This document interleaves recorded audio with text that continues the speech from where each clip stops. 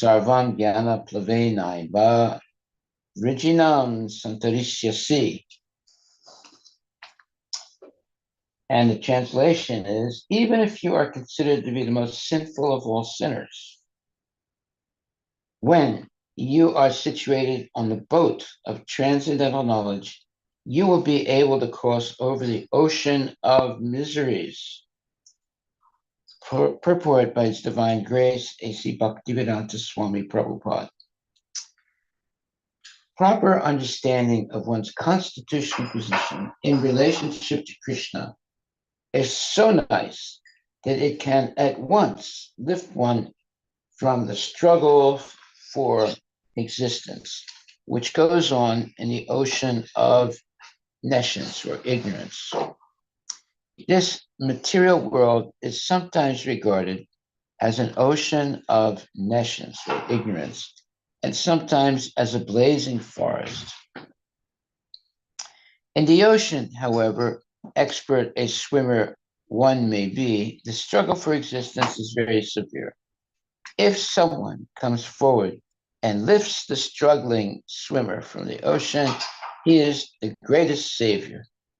Perfect knowledge received from the Supreme Personality of Godhead is the path of liberation.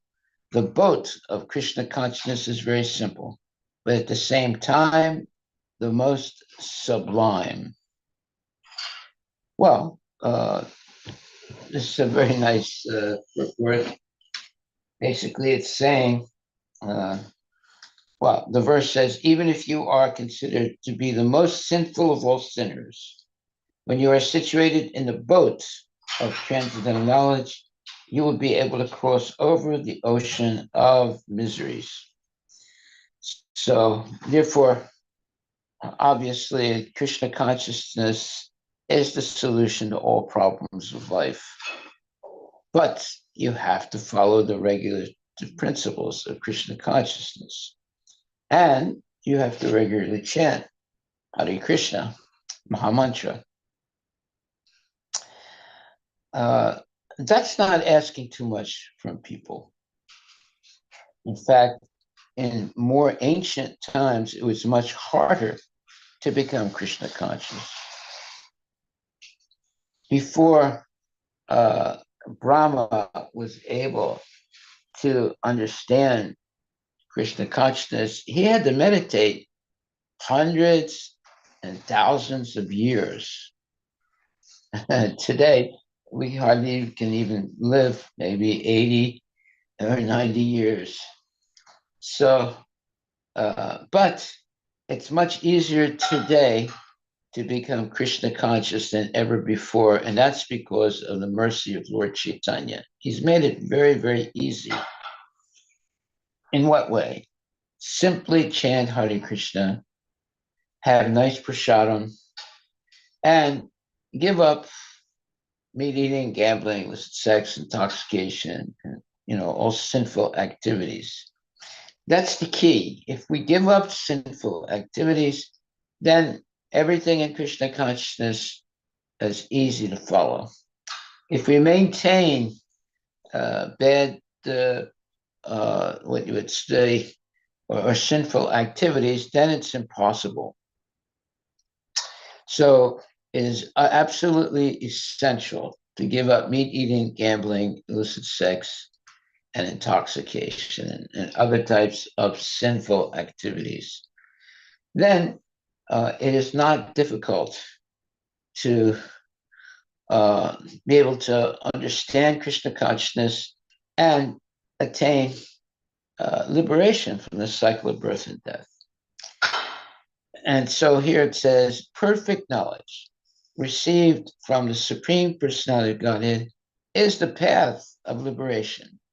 The boat of Krishna consciousness is very simple, but at the same time, the most sublime.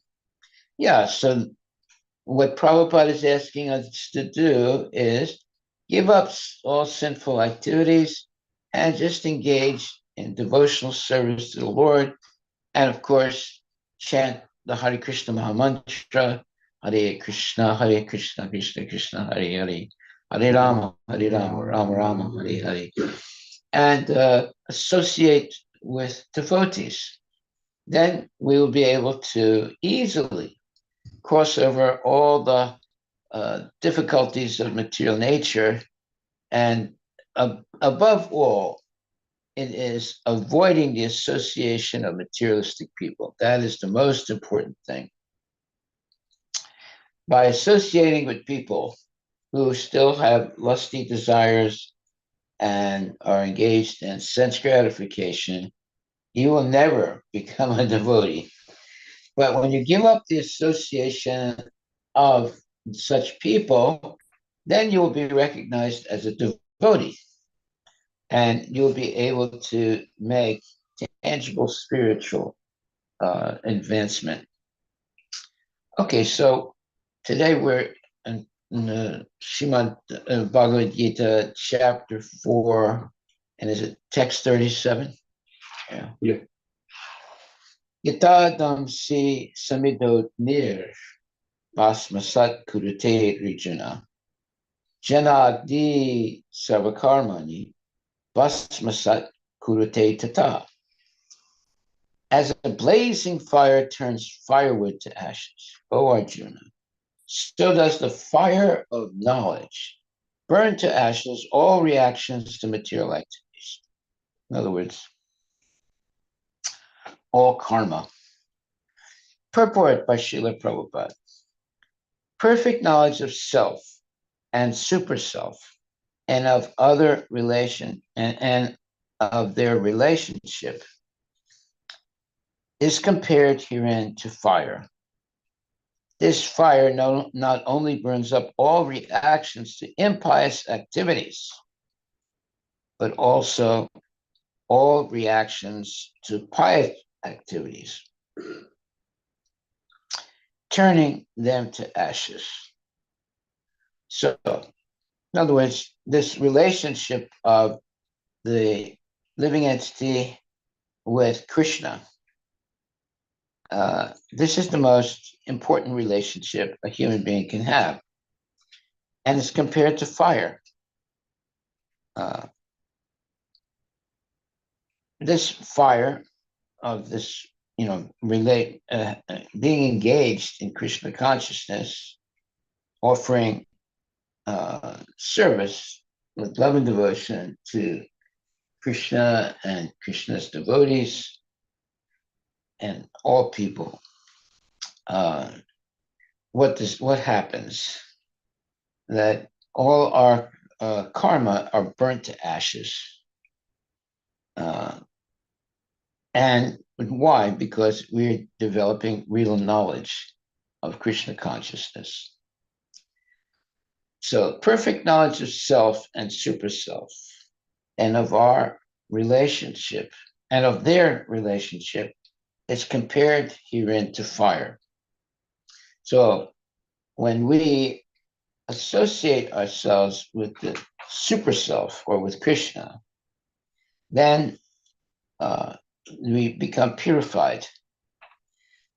This fire not only burns up all reactions to impious activities, in other words, become pure in our present activities and also our previous karmas, but also all reactions to pious activities, turning them to ashes.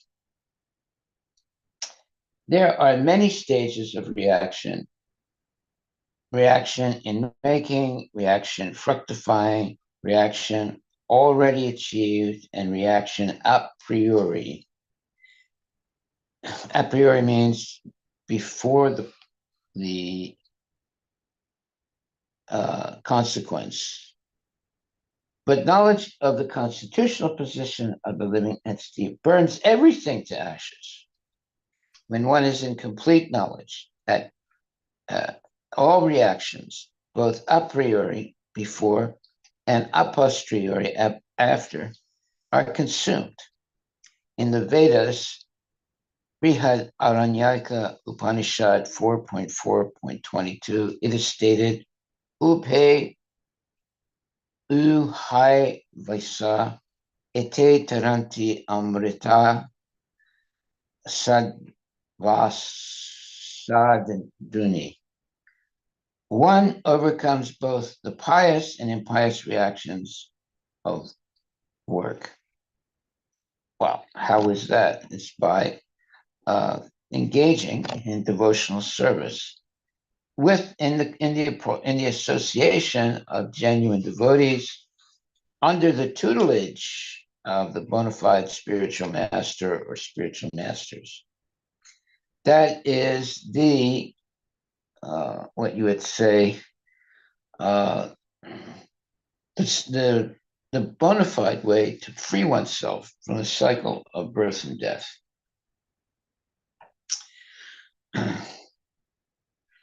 And in this verse, it says, when one is in complete knowledge, all reactions, both a priori, I mean, uh, that were performed in the past, in the present, and posteriori, that means in the past, are consumed, are eliminated. In the Vedas, Brihad Aranyaka Upanishad 4.4.22, it is stated, Ubhe Ubhav Vaisa Ekte Taranti Amrita Sad Vasaduni. One overcomes both the pious and impious reactions of work. So one becomes purified by engaging in devotional service with under the direction of bona fide devotees. And of course, one should have also a bona fide spiritual master. Then one will be able to overcome both the pious and impious reactions of work. In other words, one becomes purified. Text number 38. Nahi jnanena sadrasam pavitram iha vidyate tatsvayam yogasam siddha kalinatmani vindati. In this world, there is nothing so sublime and pure as transcendental knowledge. Such knowledge is the mature fruit of all mysticism, and one who has become accomplished in the practice of devotional service enjoys this knowledge within himself in due course of time. Well, what is important here is that one who has become accomplished in the practice of devotional service enjoys this knowledge within himself in due course of time. So we have to be engaged in the practice of devotional service. Then we'll be able to understand Krishna consciousness. Purport by Srila Prabhupada. When we speak of transcendental knowledge, we do so in terms of spiritual understanding. As such, there is nothing so sublime and pure as transcendental knowledge. Ignorance is the cause of our bondage, and knowledge is the cause of our liberation. This knowledge is the mature fruit of devotional service.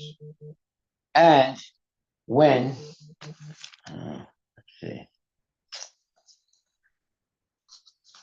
the mature fruit of devotional service, and when one is situated in transcendental knowledge, he need not search for peace elsewhere, for he enjoys peace within himself.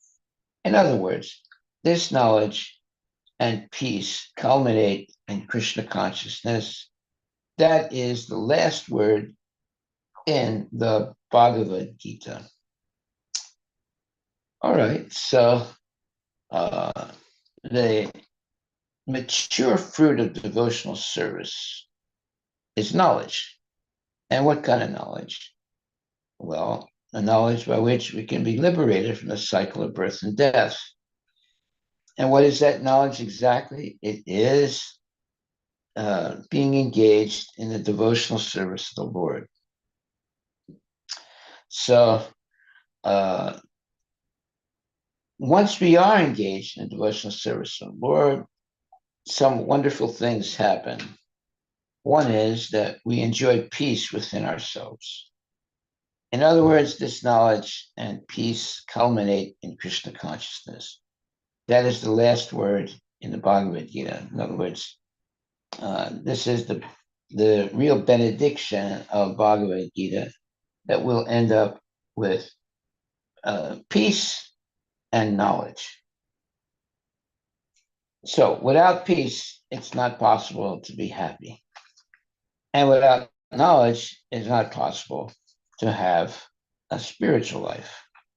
So the formula for peace and happiness is to be Krishna conscious under the direction of bona fide spiritual master and in the association of bona fide devotees. Then this transformation in our life will become a reality. If we continue to associate with non-devotees and engage in their sordid relationships and practices, we will never be able to make tangible spiritual progress. In other words, we have to give up the association of non-devotees. Yeah, so that's a decision that we have to make. It might be hard for some people to make that decision, but if you make that decision, then you will have a much easier time to be engaged in devotional service. Without making that decision, then it's like pouring water on a fire with one hand and gasoline with the other. Will the fire ever go out? No. So if you want the fire to go out, you have to make the decision to give up the association of unholy people and always associate with devotees. Okay. So text number 39. A faithful man who is dedicated to transcendental knowledge, that means Bhagavad Gita, and who subdues his senses, in other words, controlling the senses, is eligible to achieve such knowledge. So, it's not only that you're dedicated to transcendental knowledge, in order to understand transcendental knowledge, you have to control your senses. And having achieved it, he quickly attains the supreme spiritual peace. Shanti, shanti, shanti. Everybody wants shanti. Well, here is the formula. That is, one should be dedicated to transcendental knowledge, in other words, regularly hearing Bhagavad Gita, spoken by genuine devotees, and engaging in asking questions and hearing the answers, and at the same time, eating only prasadam and controlling the mind and the senses by being engaged all the time in devotional service. Then our senses are eligible to achieve understanding of transcendental knowledge. And having achieved it, one quickly attains the supreme spiritual peace. So this is what everybody wants. They want peace of mind. Now here's a formula for it. Or here's you would say what's the word? This is a way to achieve it. So in the purport, it says, such knowledge, meaning knowledge of Krishna consciousness, and Krishna consciousness can be achieved by a faithful person who believes firmly in Krishna. One is called a faithful man who thinks that simply by acting in Krishna consciousness, he can attain the highest perfection. Now, that's a very important statement. Some people think, well, if I become Krishna conscious, then I won't be successful in life. I won't try to be successful in life, etc. Blah blah blah. That's not true. Because real success. Let's discuss that. What is real success? Now, If you ask, let's see, an 18-year-old kid who just graduated and just gets into college now, if you ask them, what is real success? Well, they'll usually say, well, when if I get a good job and make good money, and I can have a nice car and maybe get married and have a nice wife and a house, that's success.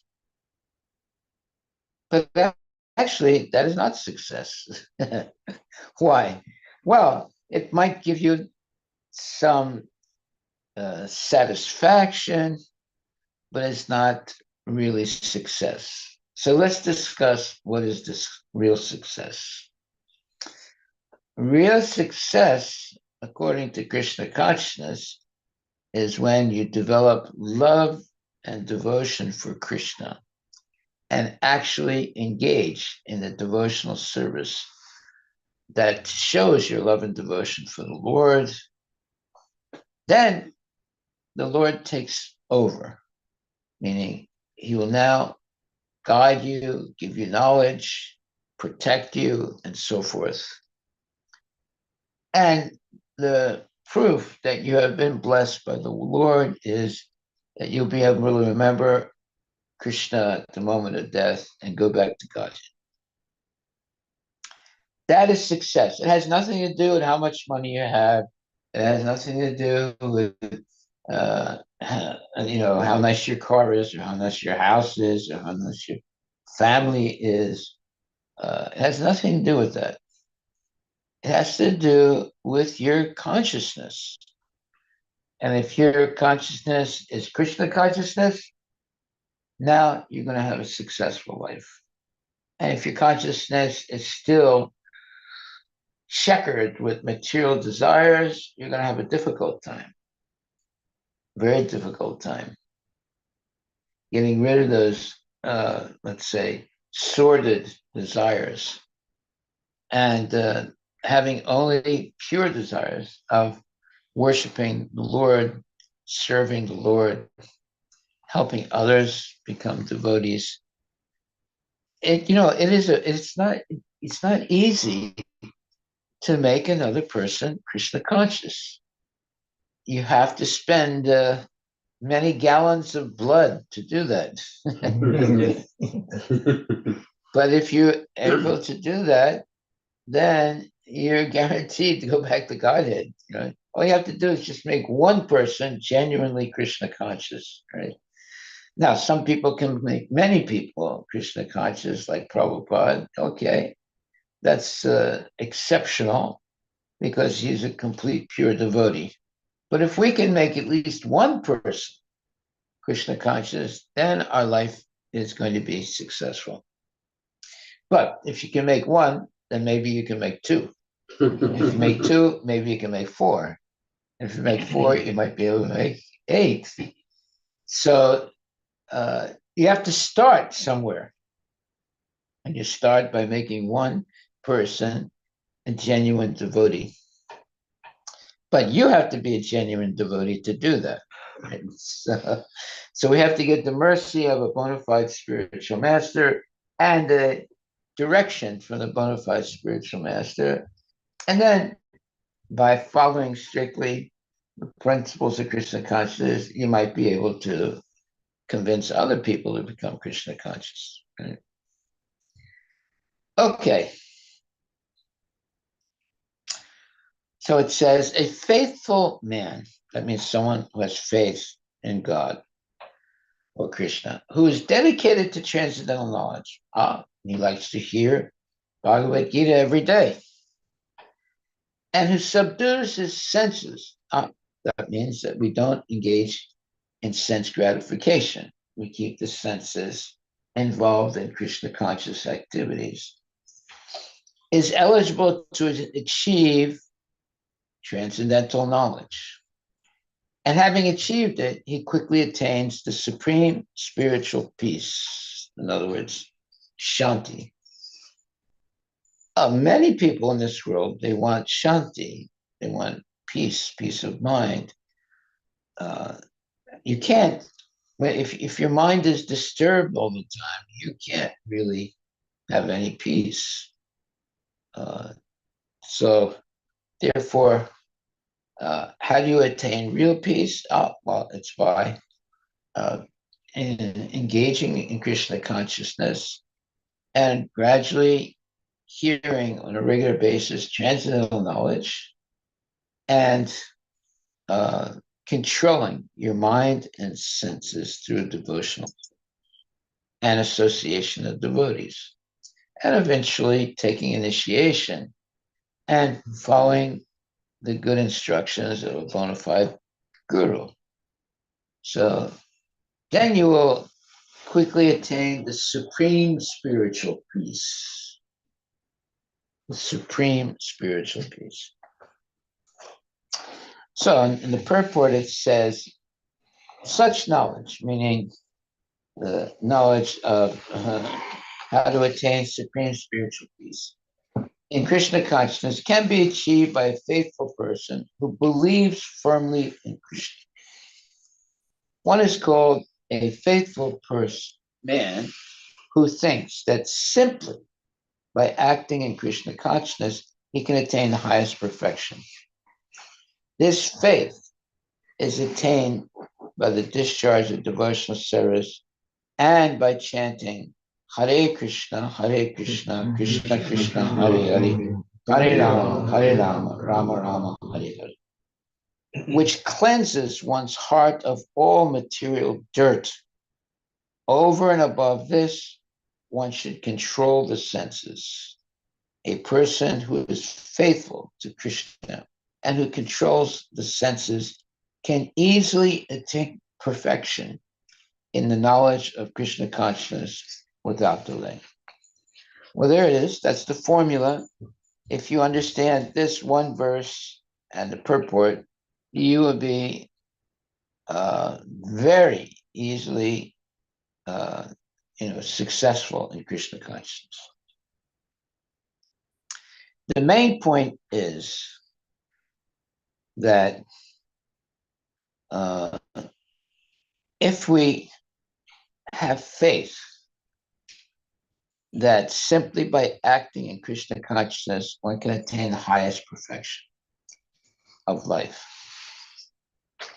So that faith will bring one to the state of being a genuine devotee and attaining the highest perfection in Krishna consciousness. And how you do that is constantly chanting Hare Krishna, Hare Krishna, Krishna Krishna, Hare Hare, Hare Rama, Rama Rama, Hare Hare. And Prabhupada says, this will cleanse one's heart of all material dirt. Over and above this, one should control the senses. A person who is faithful to Krishna and who controls the senses can easily attain perfection in the knowledge of Krishna consciousness without delay. This is one of those verses and purports which are not like long and let's say they're very succinct, but gives the essence of transcendental truth. And then one can quickly attain the supreme spiritual peace. Okay, a faithful man who is dedicated to transcendental knowledge and who subdues his senses is eligible to achieve such knowledge. And having achieved it, he quickly attains the supreme spiritual peace. So, we have to be regulated in our devotional service. And we have to have faith. We have to actually have faith in Krishna and the spiritual master and in the process of Krishna consciousness. That's why Prabhupada says, one is called a faithful man who thinks that simply by acting in Krishna consciousness, he can attain the highest perfection. So he doesn't have to be a millionaire. He doesn't have to be a successful in business. He doesn't have to have a lot of money. He doesn't have to be famous. No, you have to be a faithful person who thinks that simply by acting in Krishna consciousness, he can attain the highest perfection. That should be our takeaway tonight. Simply by acting in Krishna consciousness, one can attain the highest perfection of life. This faith is attained by the discharge of devotional service. So we should be engaged in devotional service and by chanting Hare Krishna, Krishna Krishna, Hare Hare, Hare Ram, Ram Ram, Hare Hare. Now this is the, let's say, formula for attaining the actual goal of spiritual life. Because it's all about purification, purifying the mind and the senses. And that can be done by chanting Hare Krishna and associating with devotees, genuine devotees, and engaging in devotional service. Just being Krishna conscious in this lifetime. So by chanting Hare Krishna, obviously, one is cleansed, or the heart of a person is cleansed of all material dirt. And then it's possible to control the senses. And a person who's faithful to Krishna and who controls the senses can easily attain perfection in the knowledge of Krishna consciousness without delay. Hare Krishna, Krishna Krishna, Hare Hare, Hare Ram, Ram Ram, Hare Hare. Then you will have supreme spiritual peace. Shanti, Shanti, Shanti. Haribol. Any questions?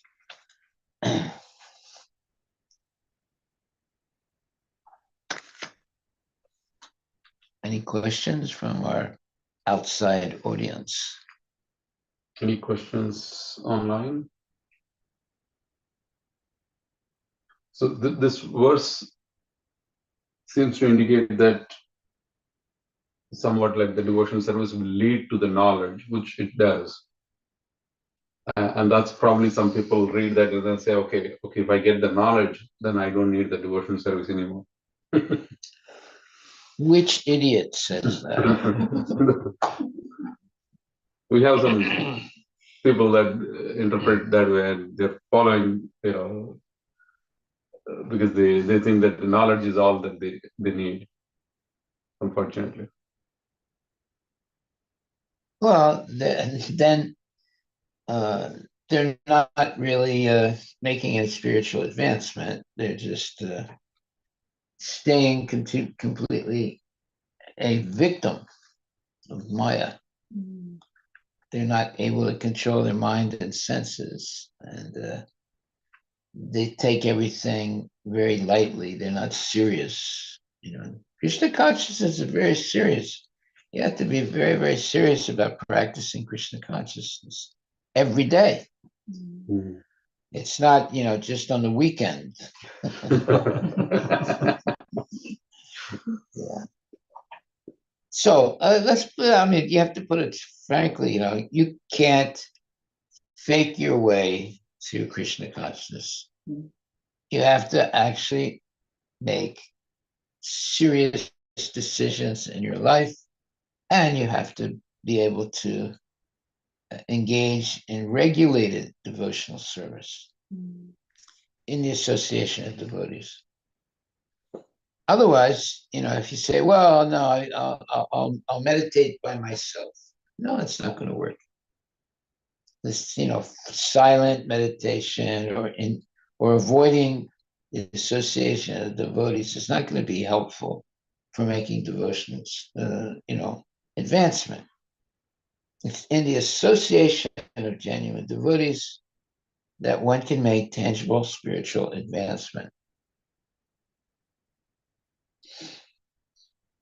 The other thing is, and this is a very important statement, says one is called a faithful man who thinks that simply by acting in Krishna consciousness, he can achieve the highest perfection.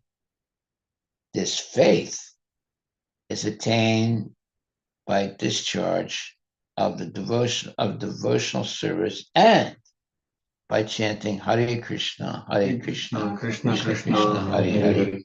Hare Rama, Rama Rama, Hare Hare. So two things. Faith is attained by discharging devotional service and by chanting Hare Krishna Maha Mantra. So this verse is explaining how to attain faith. Saying, people will not do something if they have no faith. Right? Like if you want to get into a college, you have faith that if you go to that college, you'll get some education. Right? If you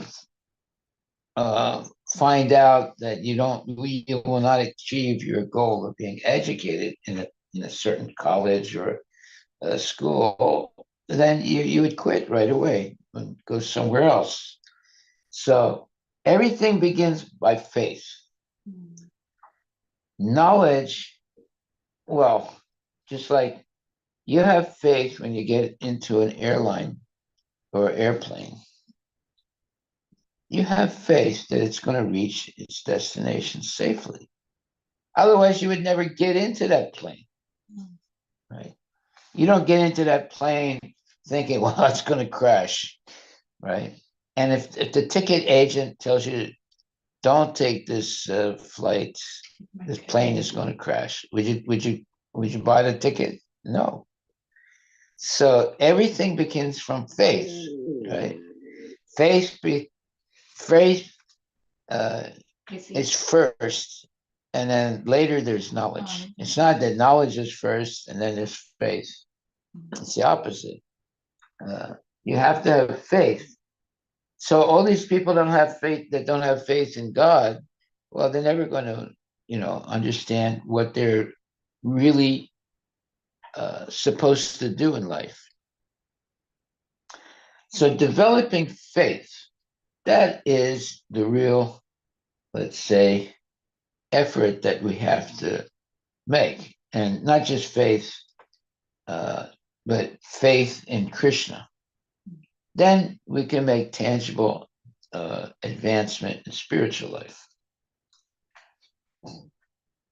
So here it says, one is called a faithful man who thinks that simply by acting in Krishna consciousness, he can attain the highest perfection. This faith is attained by discharge of devotional service and by chanting Hare Krishna, Krishna Krishna, Hare Hare, Hare Rama, Rama Rama, Hare Hare, which cleanses one's heart of all material dirt. Over and above this, one should control the senses. A person who is faithful to Krishna and who controls the senses can easily attain perfection in the knowledge of Krishna consciousness without delay. So this is one of those verses and purports that, by the way, the purport is very short. If you just understand this, that's enough to go back to Godhead. So Maharaj, you're saying that knowledge, faith precedes knowledge, but it's kind of, isn't it chicken and egg? Because to build a faith, you need to have, so for example, I'll give you a very crude example of material life where we have faith in, say, let's say one doctor. Either we get experience of that doctor or somebody referred that doctor or something like that. So based on knowledge, we build a faith. Oh no, this doctor is very good, and we build a faith on this person. Or any person, when you get the experience, it helps you to build the faith. You don't, you are immediately, first instance, you have faith in somebody's thing, right? So when you have faith in somebody, definitely it's always precedes with knowledge that okay, this guy is good, or this doctor is good, or this person is good, and then you build the faith. So how do you understand this? Like knowledge is always, I mean, succeeding the faith, because to get the faith, you need to have knowledge, right? Well, here it says, faith is attained by the discharge of devotional service and by chanting Hare Krishna, Krishna Krishna, Hare Hare, Hare Rama, Rama Rama, Hare Hare, which cleanses one's heart of all material dirt. Over and above this, one should control the senses. A person who is faithful to Krishna and who controls the senses can easily attain perfection in the knowledge of Krishna consciousness without delay. So here's the formula. This verse and purport is giving us the formula of how to have faith, how to become Krishna conscious, how to understand the Krishna conscious knowledge, and so forth.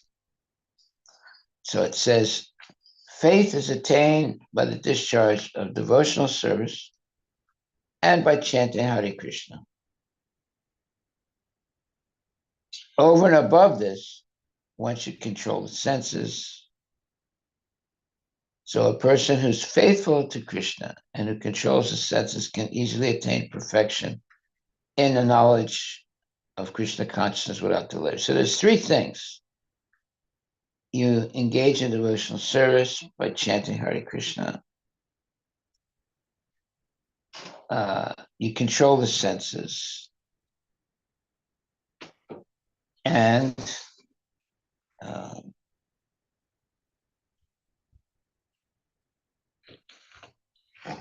you chant Hare. Okay. Faith is attained by discharge of devocations. There's devotional service, chanting Hare Krishna, control the senses. So then one can easily attain perfection in the knowledge of Krishna consciousness without delay. But there's three things, right?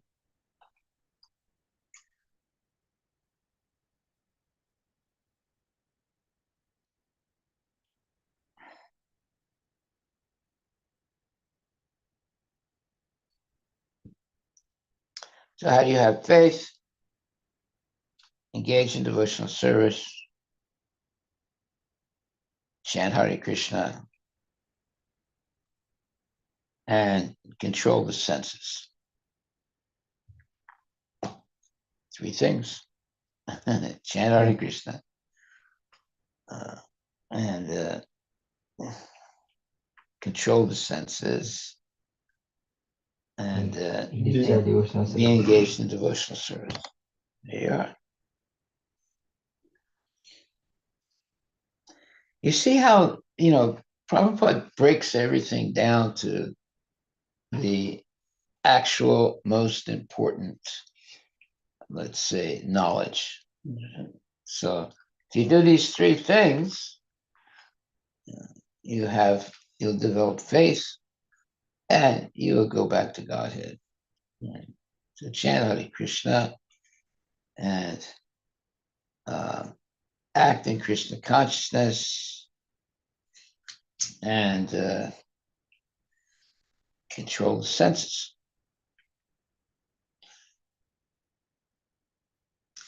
So a person who is faithful to Krishna and who controls the senses can easily attain perfection in the knowledge of Krishna consciousness without delay.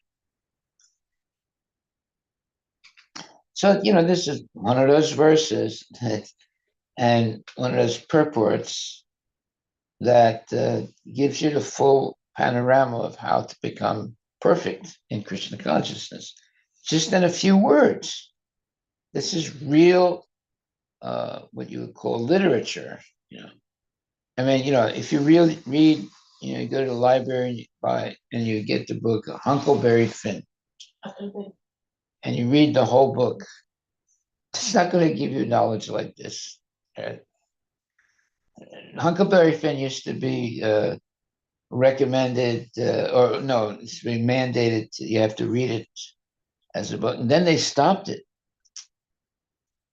because there was, and I don't know why they stopped it. They thought it was not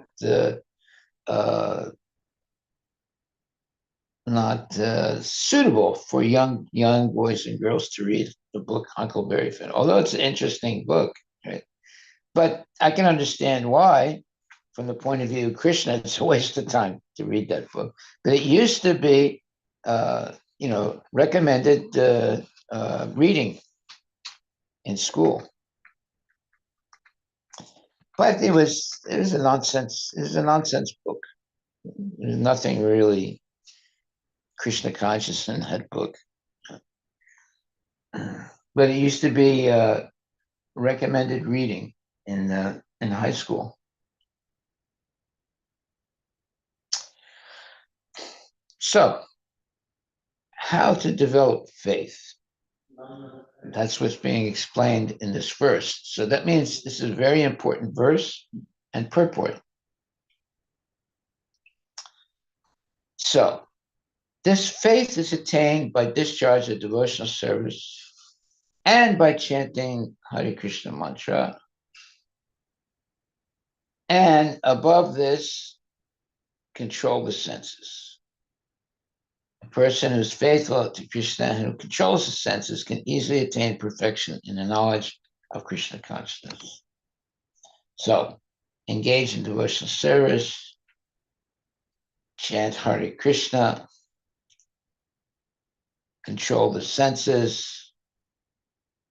One can easily attain perfection in Krishna consciousness. There it is. In other words, engage in devotional service, chant Hare Krishna, control the senses. 3 things we have to do. And then you become a person who is faithful to Krishna, and who controls the senses, can easily attain perfection in the knowledge of Krishna consciousness without delay. Hari Bol, Hari Bol, Hari Bol. That's not asking too much. Engage devotional service, chant Hare Krishna, control the senses. It's not asking much. But without associating with devotees, it is difficult. But in the association of good devotees, it's not that difficult. So that association with devotees is crucial for the discharge of devotional service, for chanting Hare Krishna, and for controlling the senses. Without the association of devotees, it's much more difficult, or maybe even impossible. Haribol. All glories to Srila Prabhupada ki jai. Are there any questions anyone would like to ask? Hare Krishna, Guru Maharaj. Yes, Mataji. Maharaj, during initial stages, when we visit to the temple or we start taking class, usually people tell us, the senior devotees, they say, trust me, taking these classes helped me, or trust me, doing this service in the temple helped us with these kind of things in our life. Wait a At minute. that stage, Trust you. Who? yeah, the people who we interact in the temple, in the initial stage, they say, trust us. Taking these classes helped us, with overcoming some issues in our family life or anything. My question is the trust on the person if we want to go and continue taking classes, or is it faith that is giving us more motivation to go interact with the people or do more service or take the classes? I'm not really following your question. Yeah. Any of you understand what her question is? You understand? Yeah. Huh? Maharaj, Mataji is saying that when the new new people come to the temple. Yeah. And then there are other devotees who have been there in the temple for a while. So they actually interact with the new devotees, new visitors, and they ask them, they tell them that, okay, trust, please join these classes, Bhagavad Gita classes, it will really help you. Trust us, it really helped us in our lives. It transformed our lives. So is it the trust in the person which motivates the visitor to join those classes, or is it the faith in the process or in Krishna that will motivate them to join the classes? Mataji, did I say correctly? Yes, Mataji. Thank you. So is it the relationship or the connection that you had with the devotee in the temple who's telling, believe me, this class is going to help you, which will motivate them to join and continue those classes? Or is it that they already have a leap of faith in Krishna or this organization and they join and they continue? That's her question. Well, people will be attracted to devotees if they see the good behavior of the devotees. They don't use bad language. They don't get in arguments. There's no envy or jealousy. If the devotees are happy, in other words, the number one thing that people might look for is, are the children happy and are the women happy? You're not going to look so much at the men are happy. You're going to look, are the women happy and are the children happy, right? And if they see that and they think, well, maybe there is something here that I can pursue. If only the men are happy, but the women are not happy, the children are not happy, then there's something wrong. So that's the litmus test for most people, If they see many happy people in the temple, the children are happy, the women are happy, and the men are happy, then they'll think, okay, well, let me give this a try, all these people look very happy and that they look and they're very kind and they're givers, they're giving me nice prasadam, they're speaking nicely to me and giving me good knowledge, and I like the way their children are acting. Of course, the children are running around wild, screaming, then I'll say, oh, wait a minute, I'm not going to bring my kid here, So that's why it's important that children should not be running around and screaming in the temple or outside the temple, right? And that's why it's always good that the parents and the children learn together. The mothers and the fathers should be sitting with their child during class of the children. That's the best way for the children to be educated. The mother and father with them, or at least the mother, or at least the father, right? And the father or mother also get educated by hearing, the class given to the children, and if necessary, helping the children with their homework, right? Spiritual homework, that is. So that's the best way to educate the children, and of course, bringing the children regularly to the temple and sitting with them while they're being educated, and also, having nice festivals, having nice prasadam. All these things build up the faith of a person.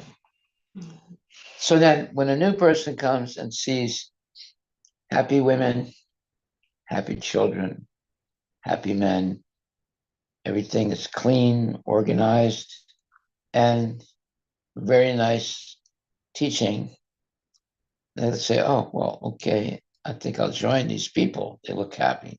And But if they see, the uh, uh, the floor is dirty, the children are running around screaming, the women don't look like they're happy, they're going to say, "Okay, well, I'm not going to stick around here. This is not really a happy place. People are not really happy."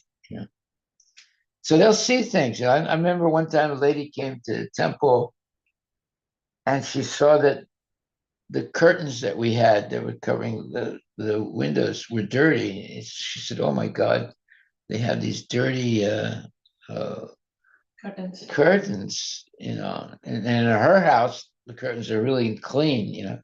And she decided not to come back to the temple because she saw the dirty curtains. Wow. Yeah. So, yeah, the first experience is the most has the lasting, let's say, First impression. influence on the person. So if they come in and they see, all the curtains are clean, the people are behaving nicely, the knowledge that they're teaching is good, the prasadam is nice, and that gives them faith that if I associate with these people, I'll actually learn something. So cleanliness is very important. The temple should always be very clean and organized. Also, even when there's like kirtan, if kirtan is nice, you're not screaming in people's eyes and ears, but so later on when kirtan becomes more, lively, then people can understand it, right? But if right away they come in, the devotees are jumping up and down, trying to get someone to dance with them, and people are like, frozen, because they're not used to this type of. But later on, if you don't try and force people, then they'll also be jumping up and down, right? But in the beginning, for them to be jumping up and down in the kirtan, it's asking a little too much of them. Shock. Yeah. Okay. Any other questions, comments? So our takeaway is, now this verse is all about how to have faith in Krishna and in the devotees and in Krishna consciousness. So point 1, faith is discharged. Faith is developed by discharge of devotional service. Number 2, by chanting Hare Krishna Maha Mantra every day. Hopefully 16 good rounds. Number 3, control the senses. There you are. A person who is faithful to Krishna and who controls the senses can easily attain perfection in the knowledge of Krishna consciousness without delay. All right, so 3 things: engage in devotional service, chant the Hare Krishna Maha Mantra, control the senses. Here it is. That is our formula today for making spiritual advancement. Hare Krishna. Thank you, Maharaj. Thank you.